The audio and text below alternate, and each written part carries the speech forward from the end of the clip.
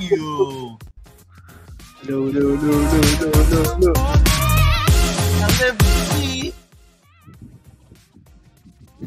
Yo, what's up everyone? So nandito na naman kami dalawa. We're here to at least discuss the UAAP season, the incoming UAAP season 86. But then again, kamusta ka naman, EU? How has life been the past few days? Ayun, okay naman. Pero kaninang madaling araw yun, binulabog tayo ng isang nagbabagang balita na itong ang shirt ko na to ay expired na sapagkat na-trade na si Damian Lillard. Siya ay nalipat na sa Milwaukee Bucks para samahan si Giannis Antetokounmpo. At ang masasabi ko lang ay bilang isang NBA fan ay natutuwa ako na ayun, natupad na rin yung wish niya na malipat ng ibang team na matrade. For sure sila na ang favorite sa East. And other than that, commiseration sa lahat ng Heat fans na makakakita nito. At least nasa inyo pa rin si Hero na binibuild up nyo ng matagal. Magaling naman siya, di ba? So, yeah. Well, the Dame trade was actually quite a surprise. Kasi for the past few days, hindi lumabas yung Bucks dun sa rumor mill. So, medyo nagulat ako when I saw the news, but it is a pleasant surprise. Lalo na if we could remember, there was a tweet from Dame Lillard, I think a year ago more or less, na parang tinanong siya kung if there's anyone that he could see be of help in terms of winning the championship, sinong player yon? Ang sagot niya, Giannis Antetokounmpo. So, ito na yon. Kampi niya si Giannis, kakampi niya si Thanasis. So, let's go. Ayun. And kung pinili niya si Giannis, tayo rin, pipili rin tayo ng mga player natin in a while. Kasi ang gagawin natin ngayong araw na ito ay tinatawag natin na draft dakan UAAP Season 86 edition. And ipapakita namin kung paano namin gagawin to, pero basically magta-draft kami ng mga player na maglalaro sa darating na UAAP season na magsisimula na ngayong Sabado. And how will we pick the players? Paano nga ba? Ito na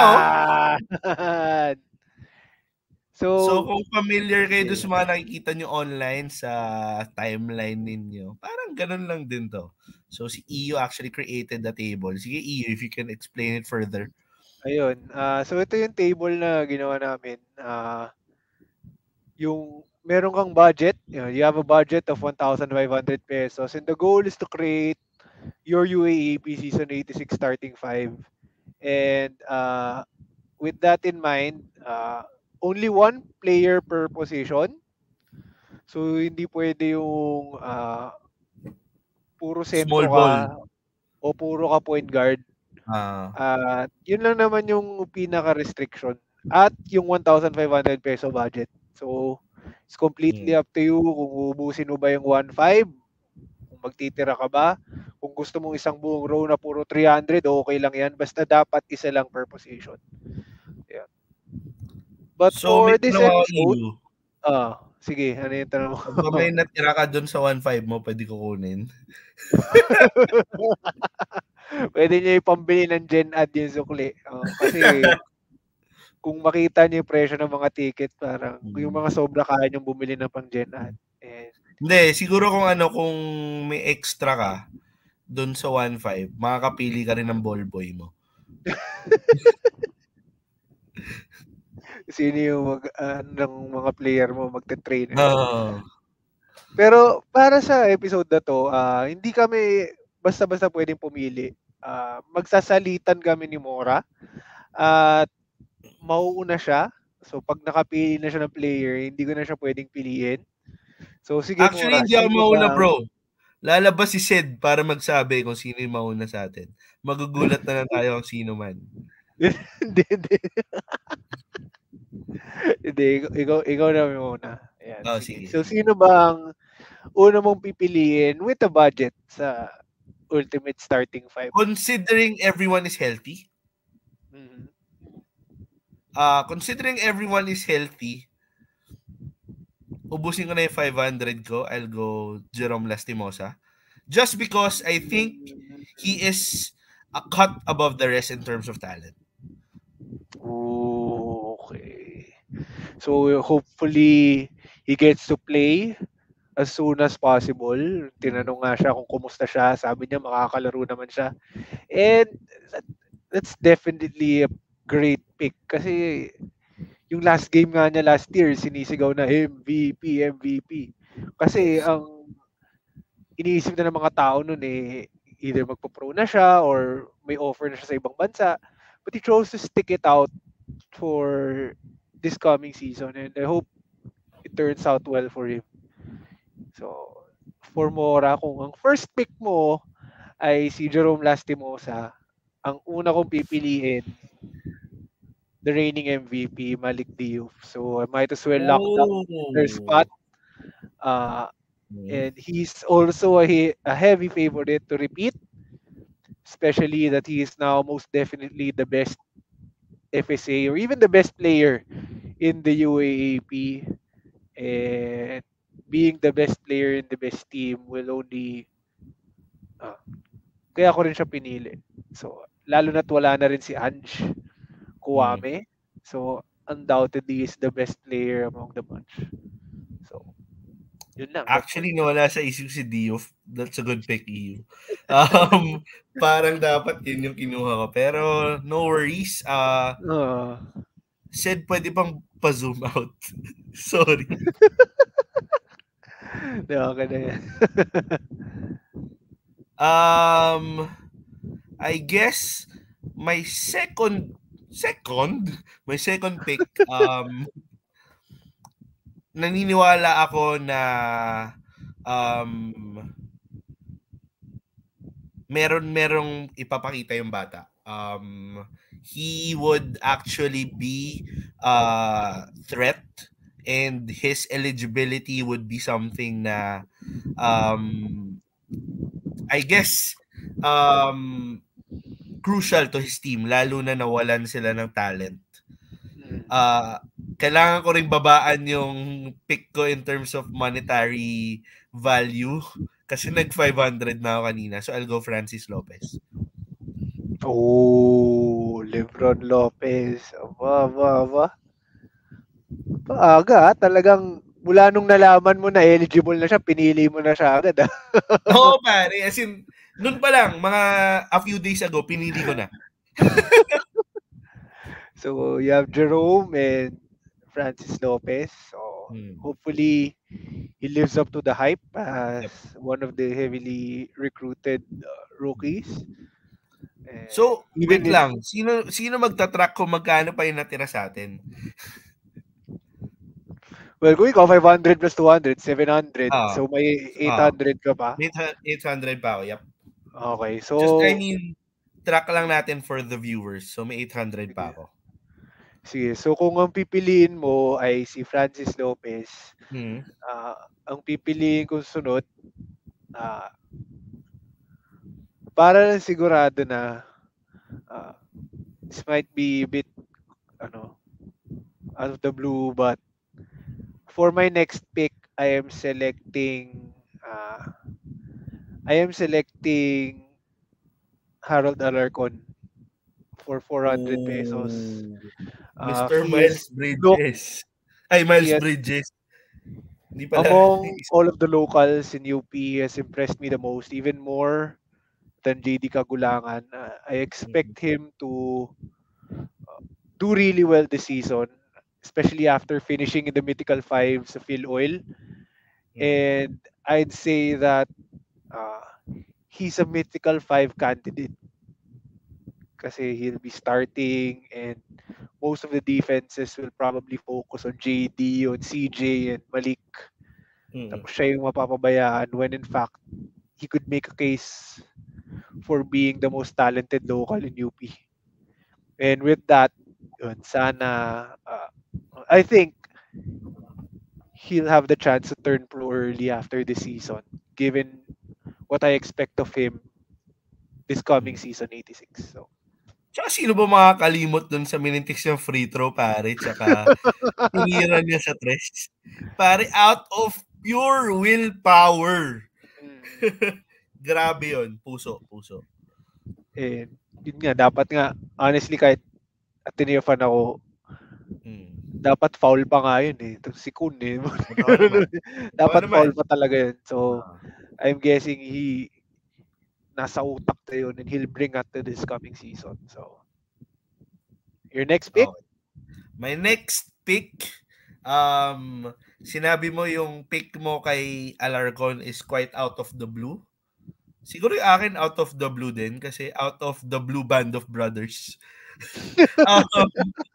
So, I'll go with yung fumaul sa kanya, Chris Kun. Oh.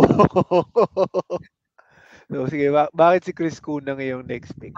Chris Kun dahil I think the game has actually evolved into a game na kailangan ng shooters.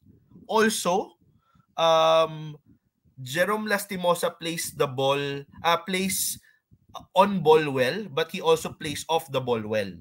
So, if ever kailangan ng secondary ball handler, Chris Kun could be readily available in terms of doing that role.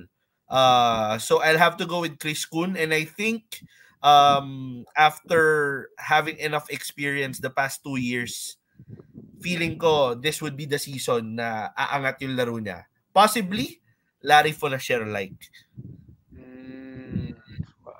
Hopefully. Lalo na siya na yung captain ngayon along with Sean Kitevis. He'll be taking on a bigger role and I hope he steps up to the plate. So, if ang next pick mo ay si Kun... Tsaka kamukha pa rin niya si Magalona. Si Frank Magalona. Frank Magalona, bro. So, kailangan ko ng poster boy sa team ko. Nice. So, sige, go. Sorry. Sige. Since meron na akong Malik, meron na akong Alarcon, so nakakadalawang UP na ako. For my next pick, I am selecting Evan Nelly as my point guard. So talagang sasagarin ko na 500, 400. Evan Nelly is in his last year with LaSalle. You could say that the last year was disappointing for him kasi hindi nga sila umabot ng Final Four. And he's definitely out for a vengeance. And siya na talaga yung point guard. Kasi last year, although nandun si Shawnee, nagsasalitan sila sa point guard duties. But now, with an additional year and with Topex Robinson at the helm, I expect Topex to give him more freedom, to give him more of a role. And he's definitely going to improve on last year as I have LaSalle doing much better than last year. So, yun. So, si Nelly. Yeah. Okay. Good pick, bro. Actually, kung di ako nag-Jerome Lastimosa, malamang mag-Evan Nelly ako. Big fan of Evan Nelly. Okay. So, for my next pick, sasagarin ko na rin. So, I think grabe yung motor nitong bata na to. Bukod doon, his hustle is actually unmatched. And kamukha siya nung kalaban ko ngayon sa draft dakan na to. So, I'm going with Mike Phillips. Sige. Diba guys? Hindi naman kayo kamukha ni EU si Mike Phillips. I'll let that slide. kung di kayo agree, thumbs down nyo na lang yung video. Hindi, joke lang. Sige. Thumbs up pa rin. Thumbs up. Like. Mike Phillips ang tinapit talaga. Oh, di ba? So, magkano na lang ang Perel Mora? 100 na lang ako, bro. Okay. Naman ako Sige. So, kung si Mike Phillips ang pinili mo, wait, hala. Kung may 100 ka na lang, tapos ako may 200 pa, tapos hindi na ako pwedeng pumili ulit. Hala, di kailangan ko nang pumili na Pwede ba zoom out nga sila?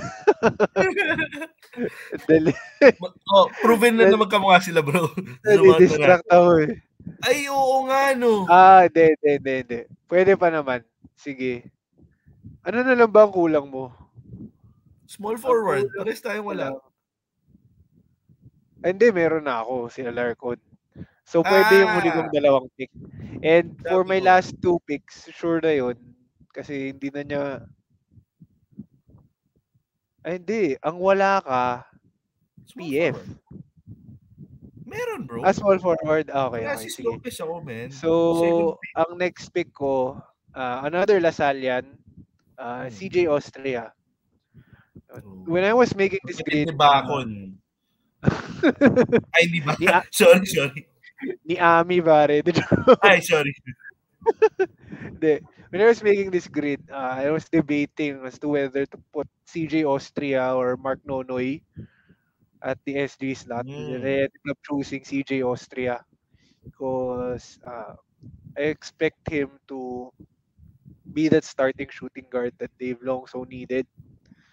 And last year, he showed glimpses, and I expect him to do more this year. And I believe he's the X factor for LaSalle kasi all eyes will be on Kembao, on Evan Nelly, and expect him to bring his spunk and his great game attitude this coming year. So, yeah, si CJ Austria yung next pick ko. So, with that, since 100 na lang yung budget mo rin, yun ang iyong last pick. So, I'm left with Sean Kitevis. Actually, planado naman to, bro. Alam ko naman if mag-end up sa akin. So, I think this guy, though I think we would all agree na there are still lapses in terms of his offensive game. The hustle, the heart, the attitude that he has is also something na very uncommon in terms of the players that we have right now in terms of the list that we have. So I think that's what my team lacks. And then ang dami ko nang pwedeng umiscore eh. I have si tawag dito. Nakalimutan ko pa yung players ko. I have si Lastimosa. I have si Lopez. And then Kuhn and Phillips could obviously score. So I think Kitevis would be a perfect Draymond Green in terms of the role in this team. So yeah, I think perfect fit naman si Sean Kitevis sa team ko. Okay. And with that, since last week was Kitevis, and ako, wala na rin akong choice. But then, it's still a good choice. My last pick will be Cedric Babyboy Manzano from Adamson. He'll be the main man, I guess, if Lastimosa doesn't get to play as much. And I still remember him for his game winner last year against UST. And I look at him as being a solid complement to Malik Diouf. So, they'll be dominating the boards as I give Harold Alarcon and CJ Austria the freedom to shoot with Nelly at the helm. So, I'm quite satisfied with that final lineup. So, Malik, Harold, Evan, CJ, and Cedric for me. So what do you guys think of the lineups that we've come up with? Why not come up with your own with the same restrictions? Yes, please. Meron tayong comment section down below. And ipopost namin to sa Facebook page namin. Just look for Dakdakan Podcast. Make sure to chime in the next episode. Pag-usapan namin yung mga picks ninyo. So, yun. And with that, tsaka sabihin nyo sino nanalo. Sabihin nyo sino nanalo sa amin. Kasi feeling ko ako eh. Hindi, joke lang. Feeling ako close game.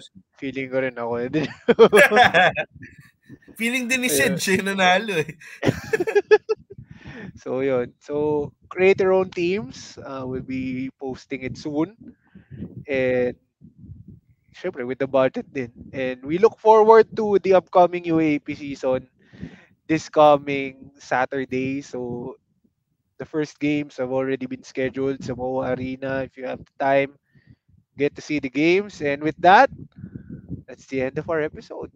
Am I right? Or am I right? Yes. So, watch out for our next episode. This has been Dakdakan Podcast. Well, we all encourage you to please subscribe. Click that notification bell button. Make sure you ring it para updated kayo sa aming videos. And then, please like and comment. And then, like all our social media pages. Dakdakan Podcast. Iyo, may sasabihin ka pa? Yun, and next time, in our future episodes, we'll have other versions of the Dakdakan. If you have any suggestions, leave it in the comments. So, till next time, guys. Pag marami na tayo, magda-draft kami ng audience member. Joke lang.